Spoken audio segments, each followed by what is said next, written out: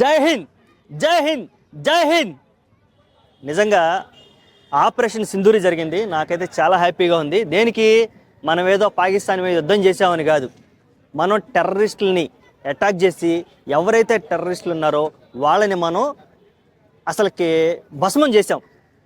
ఒక్క దెబ్బకి ఆపరేషన్ సింధూరి మొత్తం 23 నిమిషాలు మాత్రమే జరిగింది. అంటే ఫ్లైట్ టేక్ ఆఫ్ తీసుకొని మళ్ళీ రిటర్న్ అక్కడ యుద్ధం చేసి టార్గెట్ని కంప్లీట్ చేసుకొని మళ్ళీ మన దగ్గరకు వచ్చేదాకా ఎంత జరిగింది? 23 మినిట్స్లో అసలుకి మొత్తం టోటల్ 23 మినిట్స్లో భస్మం అయిపోయింది. అందరూ గుర్తుపెట్టుకోవాల్సిన విషయం ఏంటంటే మనం యుద్ధం చేస్తుంది పాకిస్తాన్ మీద కాదు, ఫస్ట్ ఈ సెన్సిటివ్ పాయింట్ని మీరు అందరూ అర్థం చేసుకోవాలి. మనం యుద్ధం చేస్తుంది టెర్రరిజం మీద. ఈ టెర్రరిజాన్ని పెంచి పోషిస్తుంది ఎవరు? అది పాకిస్తానా లేకపోతే ఇంకొకళ్ళ వేరే గ్రూపులా? అది మనకు సంబంధం లేదు. ఒకవేళ వాళ్ళు కనుక ప్రత్యక్షంగా మళ్ళీ ఇన్వాల్వ్ అయితే వాళ్ళ మీద కూడా సేమ్ ఇంకొక ఆపరేషన్ ఉంటుంది. ఇది జస్ట్ ట్రైలర్ మాత్రమే అని చెప్పారు అందరూ. మీ అందరికీ తెలిసే ఉంటుంది, ఆల్రెడీ వార్తలు చూసండి. ఇది జస్ట్ శాంపిల్ మాత్రమే, ఇది జస్ట్ ట్రైలర్ మాత్రమే, చిన్న టేజర్ అని చెప్పుకోవచ్చు. అర్థమైందా? ఇక నెక్స్ట్ లెవెల్ ఉంటుంది. ఏమన్నారు? దొంగ నా కొడకలారా వెళ్ళి మోడీకి చెప్పుకో అన్నారు. మోడీ విన్నాడు రా. రియాక్షన్ చూసారు ఎలా ఉందో? మోడీ విన్నాడు. మోడీ వింటే ఎలా ఉంటుందో ఈ రియాక్షన్ మీరు గుర్తుపెట్టుకోవాలి, జీవితాంతం గుర్తుపెట్టుకోవాలి. ఇంకెప్పుడైనా సరే నరేంద్ర మోడీకి చెప్పుకోండి, వెళ్ళి మీ జైశంకర్కి చెప్పుకోండి, యోగి ఆదిత్యనాథ్కి చెప్పుకోండి. ఇలాంటి డైలాగులు వేయొద్దు. మీకు అసలు డైలాగులు వేయడానికి కూడా మీకు ఛాన్స్ లేదు. అక్కడ 2 వీర మహిళలు ఈ ఆపరేషన్ డీల్ చేశారు. ఆపరేషన్ సింధూరి పేరు పెట్టడం, అలాగే 2 వీర మహిళలు దీన్ని డీల్ చేయడం వెనక ఉన్న కారణం ఏంటంటే కేవలం మగవాళ్ళని, అది హిందూ మగవాళ్ళని మాత్రమే టార్గెట్ చేసి చంపడం. మన హిందూ సనాతన ధర్మంలో ఏంది, భర్తలు చనిపోతే బొట్టు తీసేస్తారు, వాళ్ళు ఉంటే మనం బొట్టు పెట్టుకుంటాం మహిళలు. అంటే సింధూరం.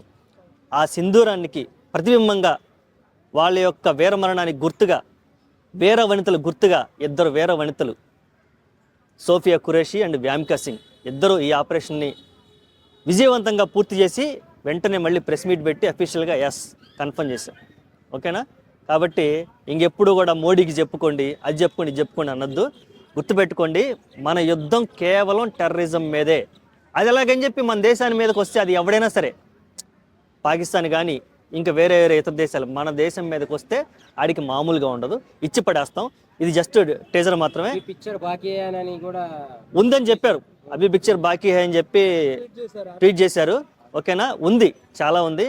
ఈ సందర్భంగా చాలామంది సెలబ్రిటీలు సోషల్ మీడియాలోకి వచ్చి వాళ్ళ యొక్క అభిప్రాయాలని తెలియజేస్తున్నారు. నాకు అన్నిటికంటే బాగా నచ్చింది ఏంటంటే అసదుద్దీన్ ఓవైసీ గారు ట్వీట్ చేసి జై హింద్ అన్నారు. దానికి నేను చాలా హ్యాపీగా ఫీల్ అవుతున్నా.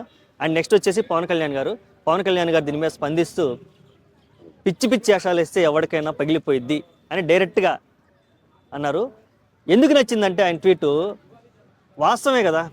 నిజాన్ని మొన్న ఈ మధ్య కూడా ఒక ప్రెస్ మీట్లో ఒక వర్గాన్ని కాల్చి చంపారంటే ఒక వర్గం ఏంటి హిందువుల్ని కాల్చి చంపారు, డైరెక్ట్గా అడగలేవా అని ధైర్యంగా అడిగారు. ఇప్పుడు కూడా అంతే ధైర్యంగా ఎవడైనా పిచ్చి వేషాలు వేస్తే ఊరుకొని సహించిన అంటున్నారు. అంటే ఏంటి? ఆయన రాజకీయం ఎలా ఉంది? నిష్పక్షపాతంగా, నిస్వార్థంగా ఉంది.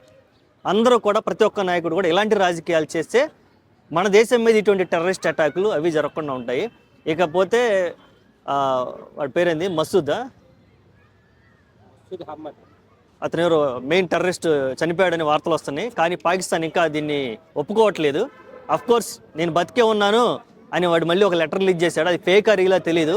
నిజంగా వాడు బతికే ఉంటే వాడికి మళ్ళీ చెప్తున్నారు, నాయన నిన్ను మళ్ళీ చంపేస్తాం, నిన్ను చంపడం ఖాయం. ఓకేనా? నేను బతికే ఉన్నాను, నన్ను చంపకుండా తప్పు చేశారు అని మోడీకి వార్నింగ్ ఇచ్చాడు. అరే, ఇట్లాంటి వార్నింగ్లు చాలా చూసాం.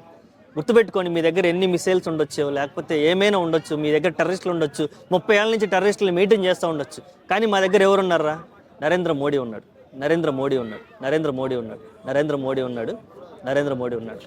పిక్చర్ అభి బాకీ హై.